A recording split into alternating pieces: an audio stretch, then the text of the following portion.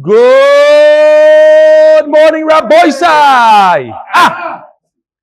Don't ask why they do that.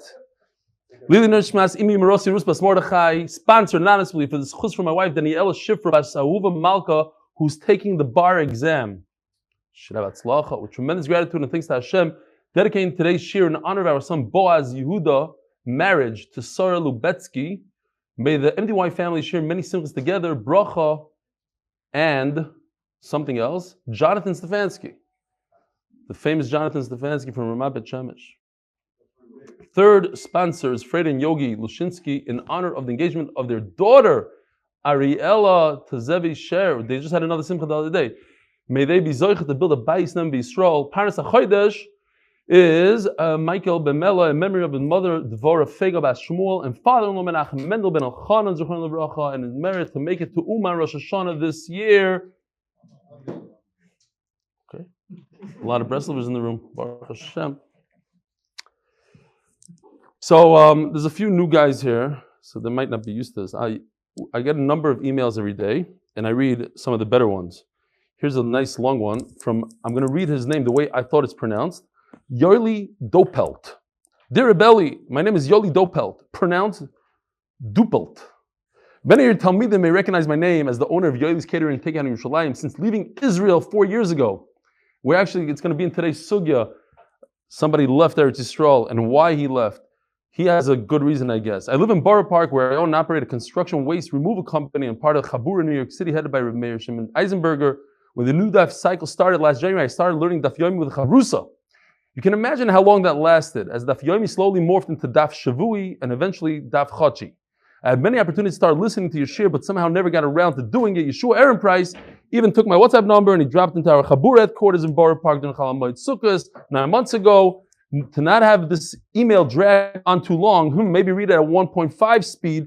In short, I said to myself, Daf Yomi shiur, you're going to understand this joke because there's another email that said that why the guy doesn't show up to shiur live. It's because he's used to watching it on Zoom, on YouTube, where you could speed it up to 1.5 speed, and I'm really slow live. So that's his joke over here. I said to myself, Daf Yomi shiur on Zoom or YouTube is for wimps. A real man like me learns with a chavrusa, even though at this point it was threatening to become a Daf Shnasi. Then everything changed. I walked into the side classroom at our base Heshi, and Eli Dykman was listening to your shiur in Yuma at 1.5 speed. I stood there unable to move, following the great drama, very twist and turn in the shackle of attire. I realized that the man giving the shiur had an even shorter attention span than I have.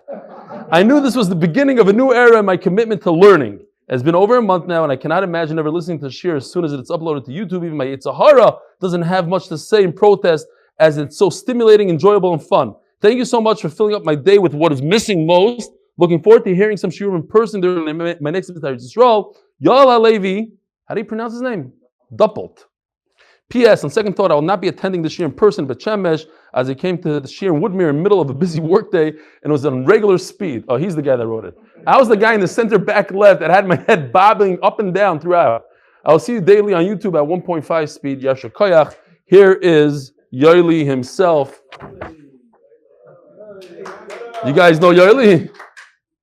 It's big. A lot of fans, Yoeli.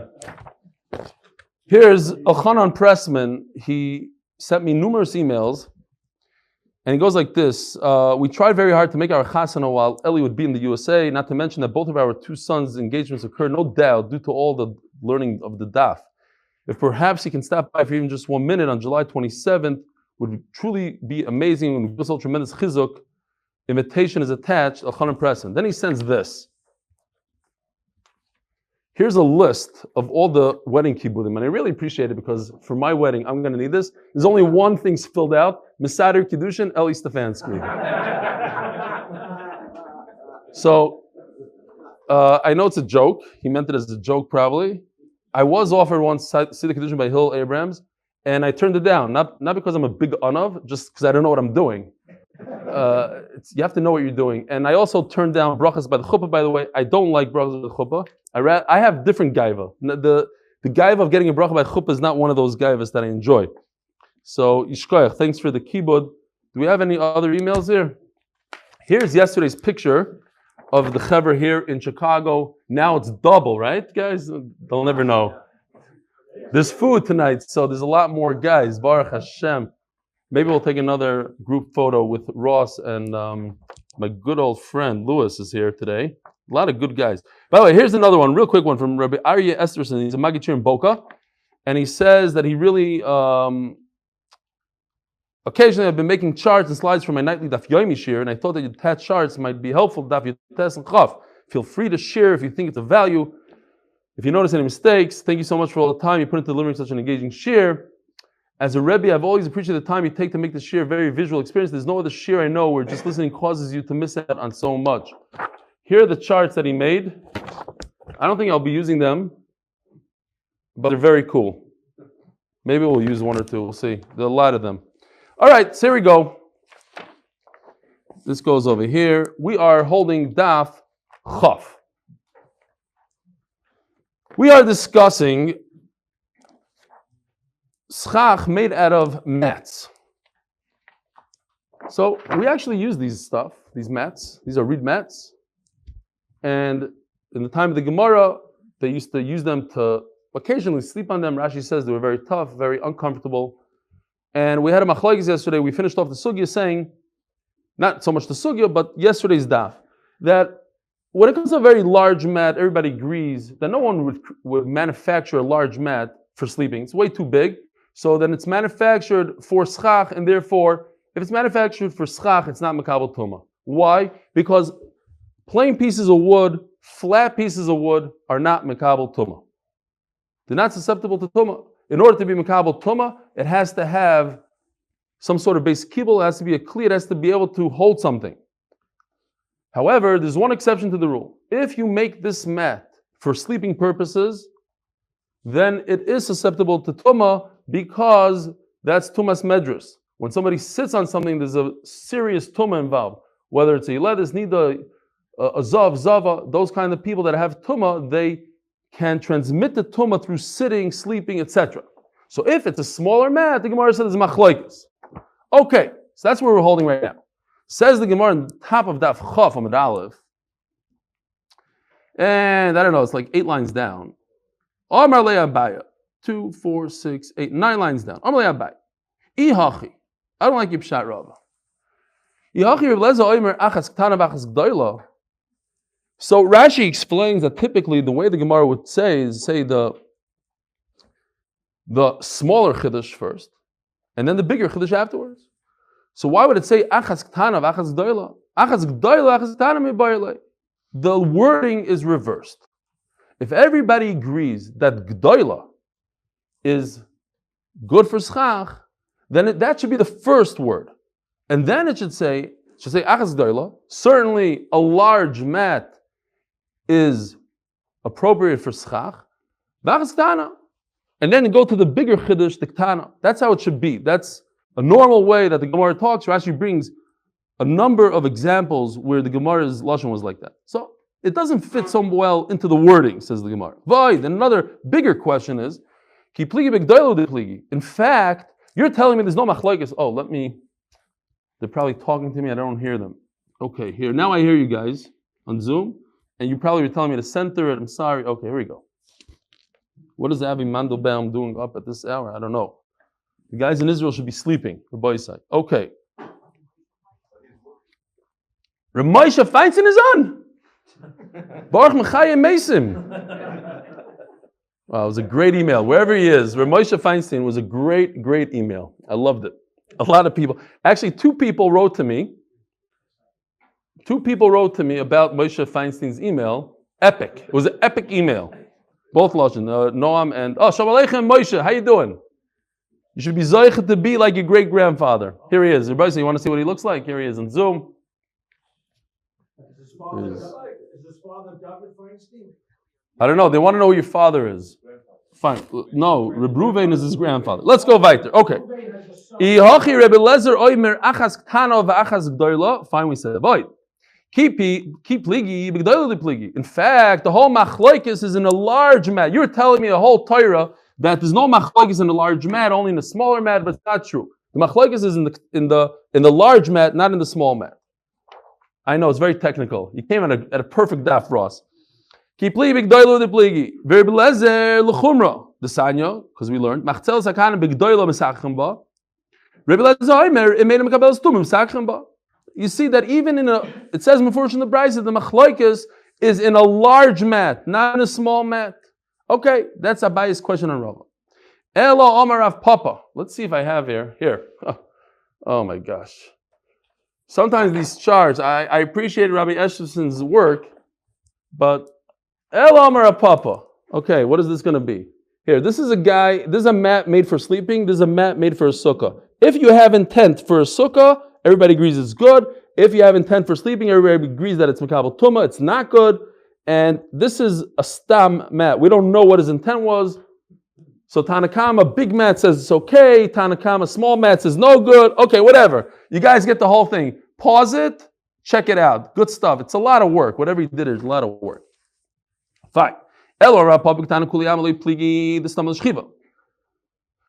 good about Daf Yomi is that if this sugya is boring to you or it doesn't, whatever, it's going to be over in 5 lines, and we're going to go on to another topic. When it's small, everybody agrees that it's for sleeping. And if it's for sleeping, it's Makabel Tumah. And if it's Makabel Tumah, it's not proper for Schach. Schach cannot be Makabel Tumah. That was a Mishnah. It has to be something that grows from the ground, and it's not Makabel Tumah. The whole machlokes is in a large mat. Tanakama holds that when they manufacture these mats, most of the time it's for shade purposes. It doesn't necessarily mean for a sukkah. Could be in India, but they use it for shade, and therefore it's good schach. Most of the time, Rebbe Lezer says they manufacture it for sleeping purposes, and therefore it's mekabel tumah. Therefore it's no good for a sukkah.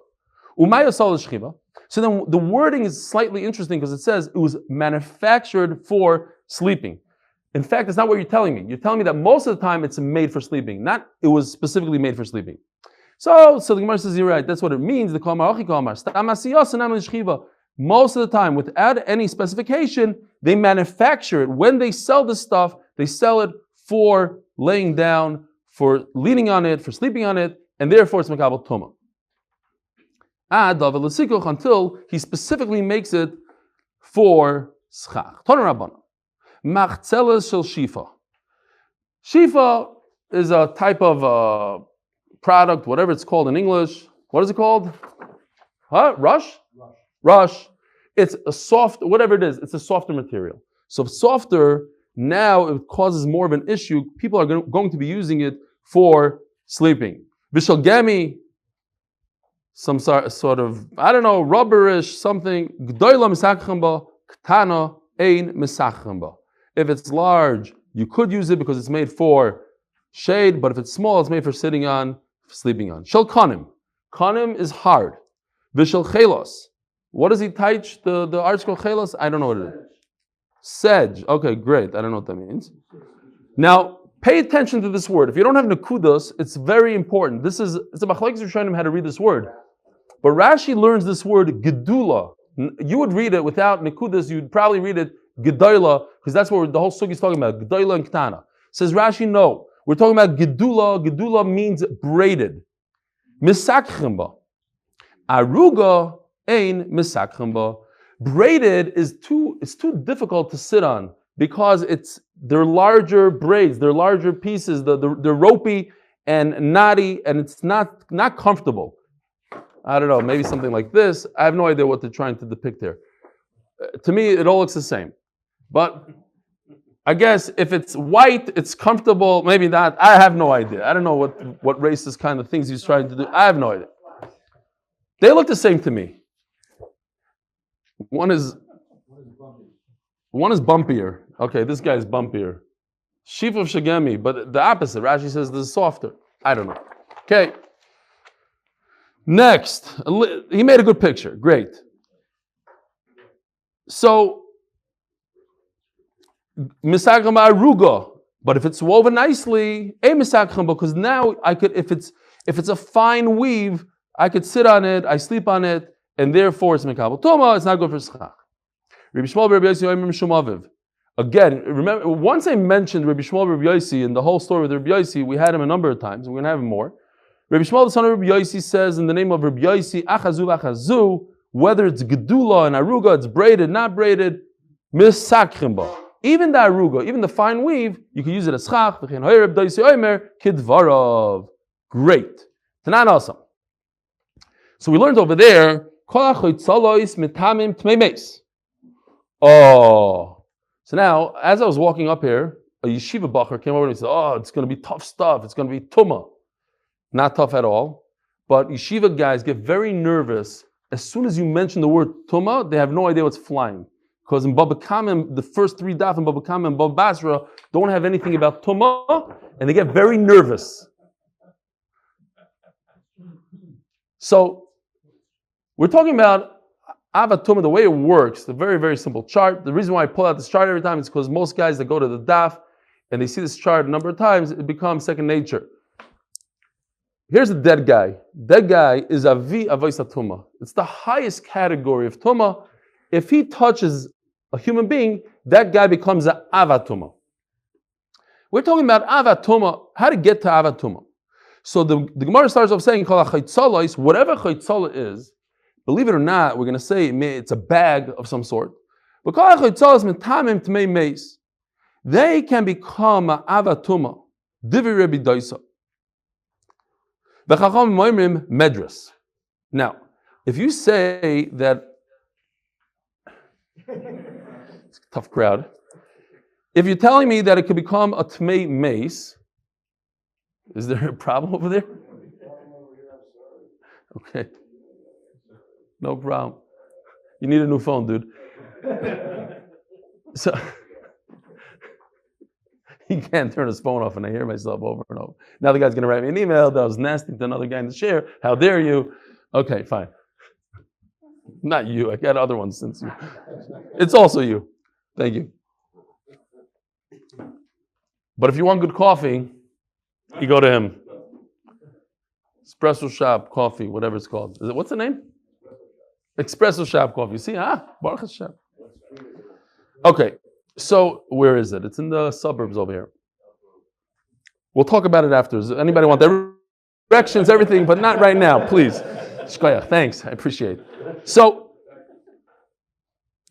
if the Gemara tells me that this chaytzala, whatever it is, let's call it a bag, just for cheating purposes, it's a bag. If this bag can become tamei, tmei meis, if a dead person touches it, become tamei, it's probably telling me that it's not tamei if somebody sits on it.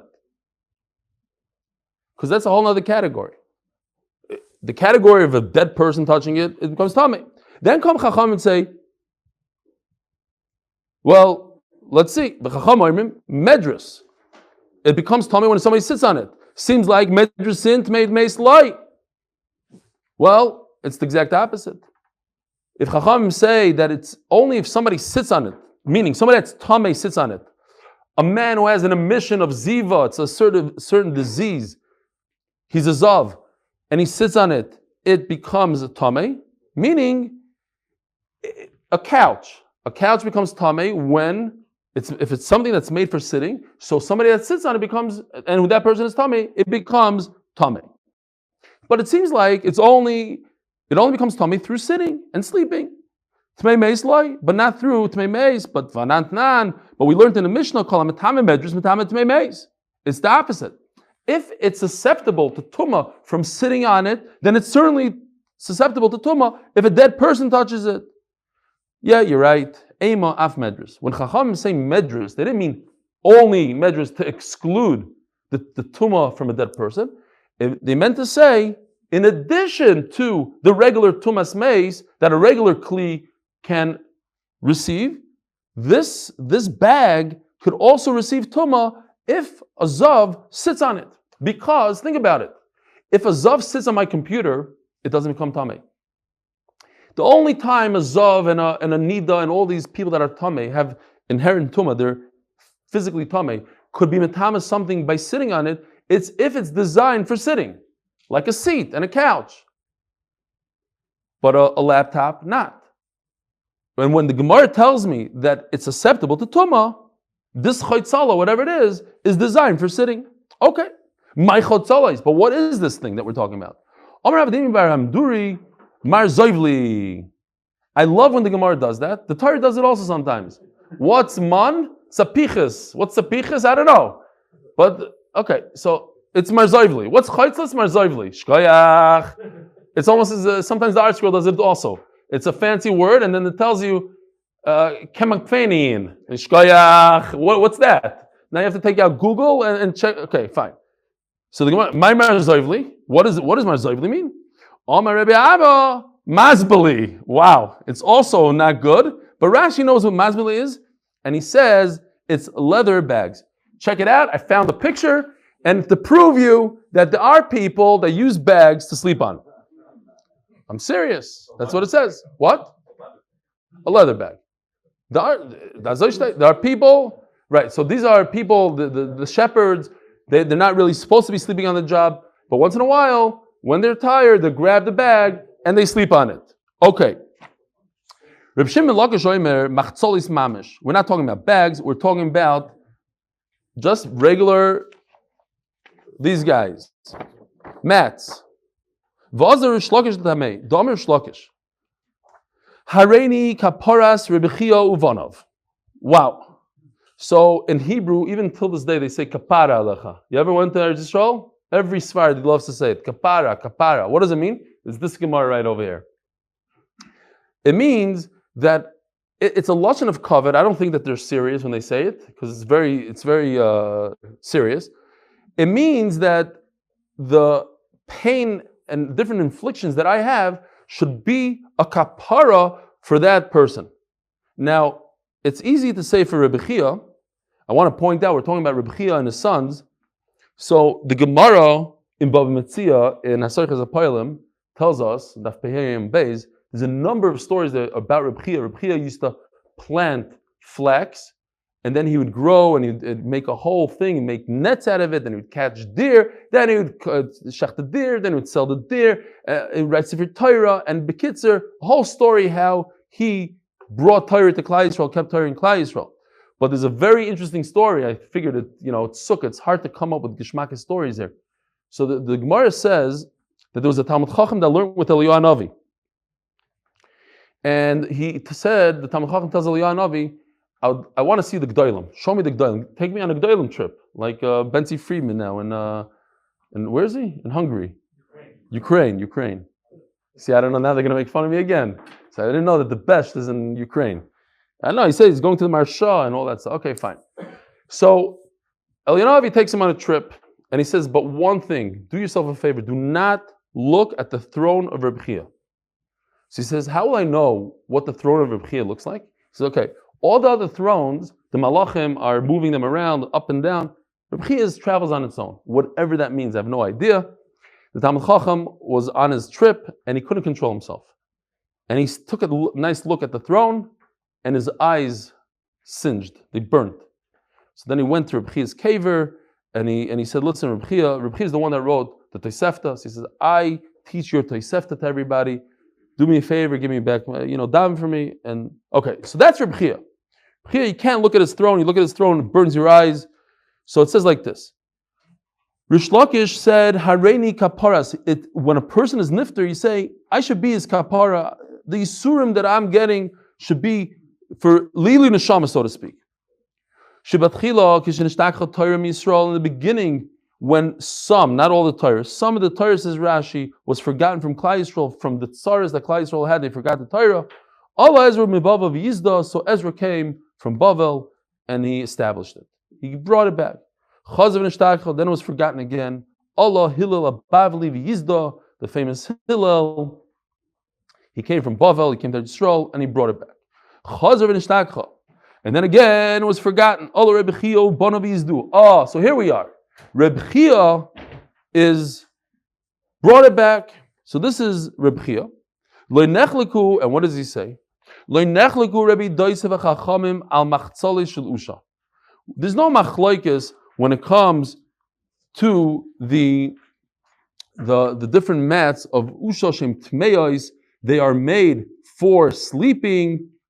They're made specifically for that and not for anything else. And therefore, again, very simple. Something that's made for sleeping is mekabel tuma. Mekabel tuma, you cannot use it for your sukkah. We just turned to Daf Amud Beis. sponsored by the MDY Tehillim Group for all those who need. This is $1,000 sponsorship. That's what we say it.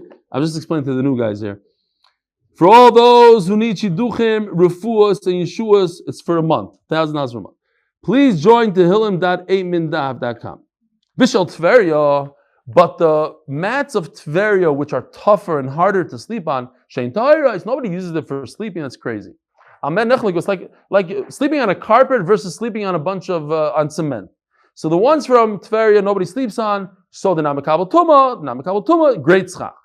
Amen Nechliku. Where's the machlokes? Ashar Mekoimus, other places. Mar Sovar B'Deisi holds Kivin the Lek of the Yosef Elayu. Nobody sleeps on them. Get the Tveria Damian. They're like the hard stuff. Or Mar Sovar Kivin the Mikri Yosef Elayu. Once in a while, it happens to be that you're going to sit on it. Kiddush Damian. Then the Chacham say them Kabel Tuma. Fine. Amar Mar. All these bags, these chitzolos are metama tmei meis Reb Doisa. Vatanya v'chein hoya Reb Doisa omer kidvarav. So we say that like Reb Yosi, that what gdula and the ones that are woven easy, not easy, it's considered schach. It's not a kli. Says Gemara like Kasha. Ha de islay gedanfa. The less leganaf. It's not a contradiction. Why? Because I took the liberty to take the picture that we had over here. Here, let me just show you my chart. I like this is what it looked like, and I made this. It has a little bit of a okay, you can't even see whatever. It's not just plain red. It has a little bit of a shade in it. It's beautiful stuff. This is a rim. If a person makes a rim around his schach, now it's like a kli. Now it's mekabel. It has a base kibul. You can put fruit in it and they won't roll out, let's say. Once it has a base kibble, once it's a kli, now it's mekabel tuma. Mekabel tuma, I can't use it for schach. Meisvei, choitzoles shel sham, this rush stuff that you said, shel gemi. So now we're talking about 4 different types. You have choitzolad made out of sham, rush, shel gemi, soft stuff, v'shel sak. Says Rashi, sak, a sack is made out of goat hair. Vishal Sfira is made out of horsehair. He says from the tail of the horse. Like today, the brushes that we have, different, the hat brushes, the shoe, made out of horsehair. Mitamot mei meis. So it's a kli, and therefore it's susceptible to tuma. Divrei Rebbe Doisa. It's not meant for sitting on. It's meant for holding things. Af medris. Here, look, and over here it says the word af, which is very important. Before we didn't have the word af, the Gemara said that we have to say af. Af means even, not only tmei meis, but even sitting on it. If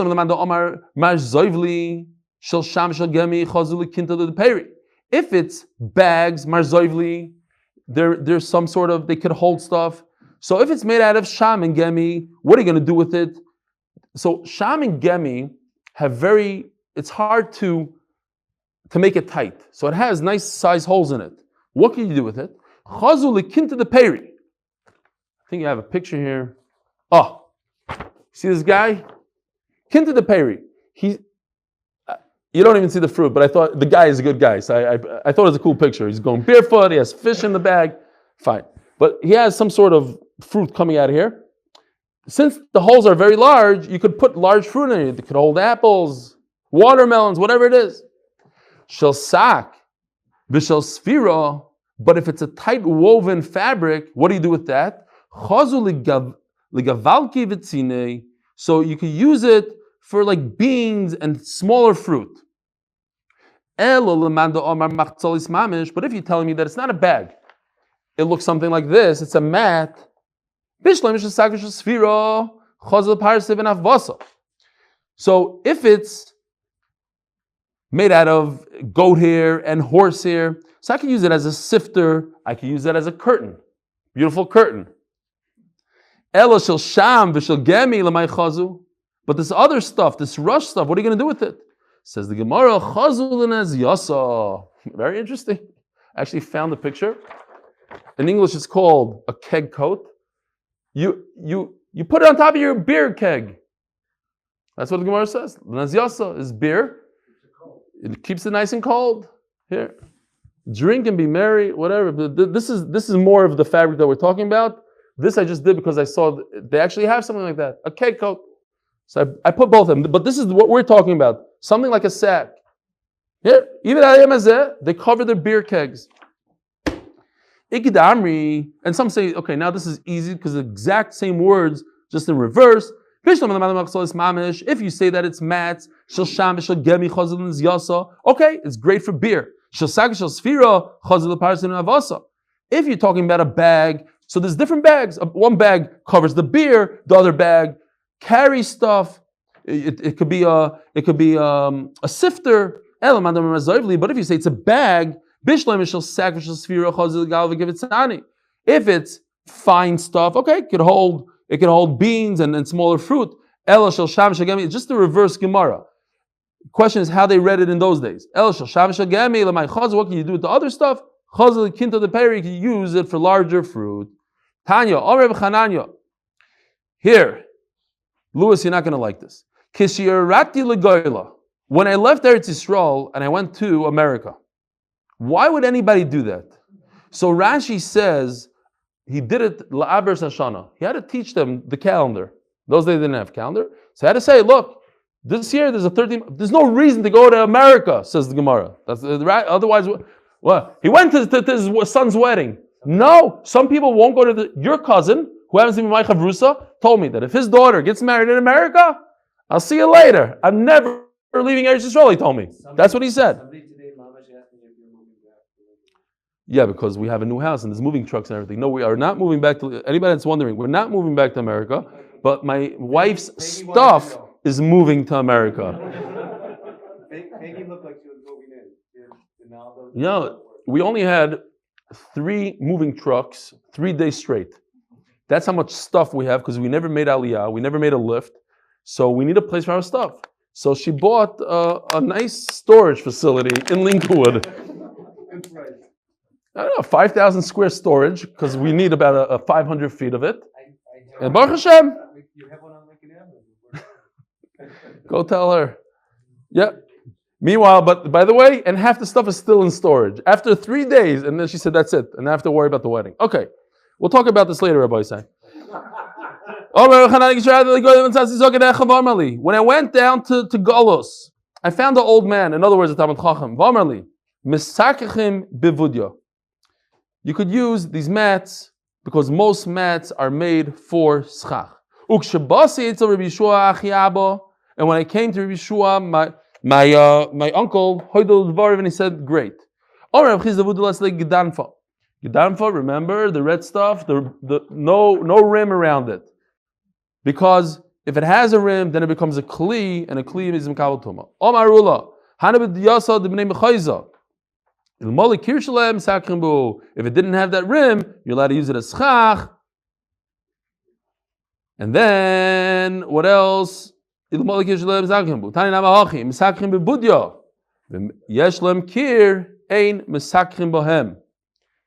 if it has a rim, you can't use it if it's mekabel tuma. Hadron alach sukkah. Hadron alach sukkah, the first parak of Succah. Hadron alach sukkah. We should really sing a song. If you're in MDY, would sing a song, but you guys don't know how to sing l'chayra.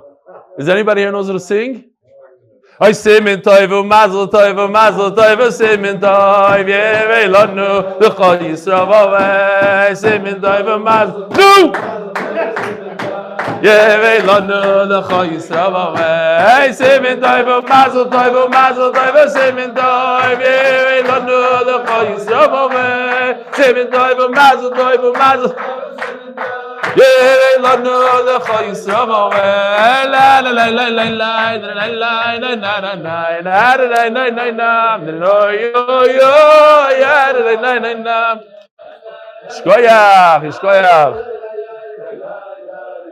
I'm telling you, Rabbi Isai, in London, there was, I think it was 40 guys that got together in North Miami Beach. We're getting there. Slowly. Chicago is catching up. We are going to beat them. I'm telling you, we're going to beat them. Lewis is going to be in charge. They go with Bensi and a few other guys. Where's Yaakov today? Yaakov Calvin is not here today. Oh, we need him. Huh? Ross? We'll put Ross in charge? Okay, I love you. Yitzi Weiss says he wants to do something big in his new place. That what is it called? What is it called? Via venue. He wants to do something via maybe Thursday night. We'll see. All right. Brand new perek Rabboisai. Hayoshen tachas hamita. So Rashi says right away that the main thing of a sukkah is the official Mishnah is sponsored by official. There's a lot of sponsorships going on in here. Hayoshen tachas hamita. There's three main things that happen in a sukkah. That is eating, drinking, and sleeping.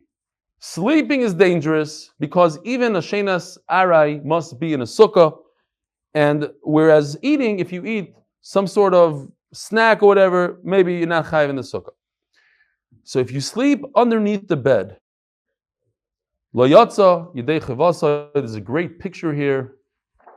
Not that we need it. I needed pictures when we need them. Okay, this you can imagine what it looks like to sleep underneath a bed, but it's good to visualize it. Guy sleeps on his bed, he's not yaitza.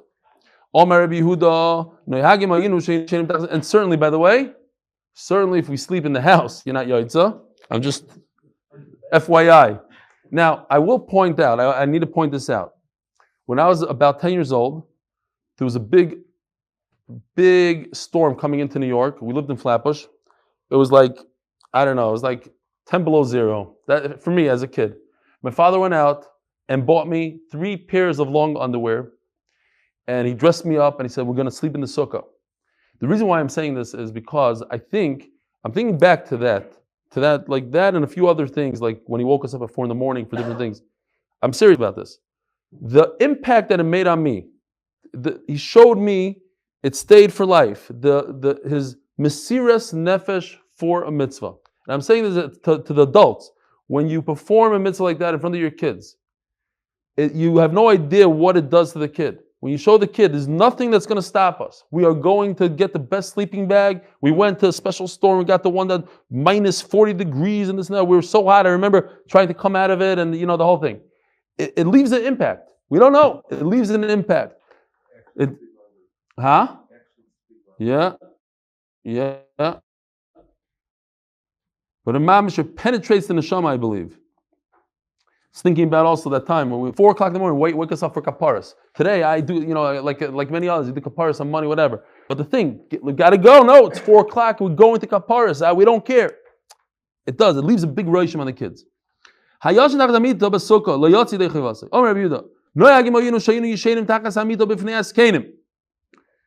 So Rabbi Yehudah says we had this already before. We used to sleep underneath the beds. I guess there's no room in the sukkah, so to be together with imagine the G'dayla Adar sleeping in the sukkah. They wanted to be in their presence, so they slept under the bed. From the fact that they didn't say anything to us, it's a raya that you could sleep under the bed. What would be the heter to sleep under the bed? What's the problem with the bed? First of all, the problem with the Tanakama is that we're sleeping in another oil that's within the sukkah. So you're not sleeping in the sukkah, you're sleeping under something else. Or you could say no. The bed is bottled to the sukkah. It's an oil arai inside an oil keva. You can't have a temporary roof or what's the better word? Oil, whatever, however you say oil in English. You can't have a temporary oil in a permanent oil, which is the sukkah. The sukkah overtakes it and it's bottled. It's like sleeping under your blanket. You're not going to say, oh, you're under a blanket, you're under an oil, so you're not in the sukkah. No, the blanket is bottled to everything else that's going on. That's the 2 ways to look at it. There's a famous slave called Tavi. The Gemara talks about in Brachas. Remember, they freed him to become to be starved to minion. At one point, there was a Gemara. I forgot where it was. Rabbi Gamliel was so excited because he knocked out Tavi's tooth by mistake, and he goes running to Rabbi Yeshua. He says, "Oh, I just knocked out Tavi's tooth." So therefore, he's free finally. And now he goes from doing mitzvahs like a woman to being chayiv in all the mitzvahs. So Yeshua said, no, you just admitted to me that you knocked out his tooth. So you might have beknas. Might beknas is potter. He doesn't go out. He's not free. Okay, that was that Gemara. But anyways, Tavi was a big Talmud Chacham. We saw in a few places. He slept under the bed. Why? Because he has mitzvahs like a woman. A woman is potter from sleeping in the sukkah. It's mitzvah zeishas man grama. Do you notice my slave? He's a big Talmud Chacham. But what could you infer from this story? Therefore, he slept on the. He's saying, look at Tavi. Tavi knows he doesn't have to sleep on his own. But you cannot sleep under a bed. A regular person can't, unless you're a woman or a slave. Well, I don't mean it like that. I know you're looking at me like, oh, yeah, you rabbis, it's like slaves and women. No! The Mrs. Hazesha Azman Groma, women are lemalim in Azman. They don't. You ever go to a wedding with a woman? They're not chayiv in mitzvahs that Azman totally. V'aleka Sara, what's going on here? If it doesn't have 10 tfachim, then why is it an oil? Tirgum shmuel b'mita Sara. So like in this picture right over here, this bed has 10 tfachim. It's high off the ground. Why? Typically, an oil is only a tefach, but you're talking about an oil. The Rishonim discussed this. You're talking about an oil inside another oil, so therefore it has to be a serious oil, an oil of 10 tefachim, right? Because we just finished sugyas about having a tefach. That's enough. That's significant to catch the tumah, all sorts of things, right? We learned about this just the other day. So it's usually a tefach. What's this 10 tefachim business? So they're trying to say, because when you're in another sukkah, and the sukkah acts as an oil, so in order to cancel out the oil of the sukkah, it has to be a real serious 10 tefachim oil, like a real sukkah, which is 10 tefachim. Not awesome. We're not going to go. We're just going to try to finish up this Amud. We're going to finish up in the middle of a sukkah. We'll continue tomorrow, but why not? Says the Gemara like this. And there's a lot of sushi and a lot of chicken, geschmack stuff from Great Chicago, so everybody help yourself. Afterwards, I see you guys are so polite, you didn't want to eat during shiur, but I'm not taking that stuff home, so you better help yourself. Not awesome. Echad char shecharu mayim. So now we're talking about different oil cavities that were created on their own, not with human intent. Does that count as an oil for tumah? So let's go back a couple days for those who weren't here. If there's a roof and there's a dead person under the roof, so anything under that roof, even away from the dead person, 20 feet away. So let's take this room for instance. Chas v'shalom, is a dead person laying here. So any person that's at the end of the room becomes tummy, because the way tumah works, it spreads out in the room. It gets caught by the roof.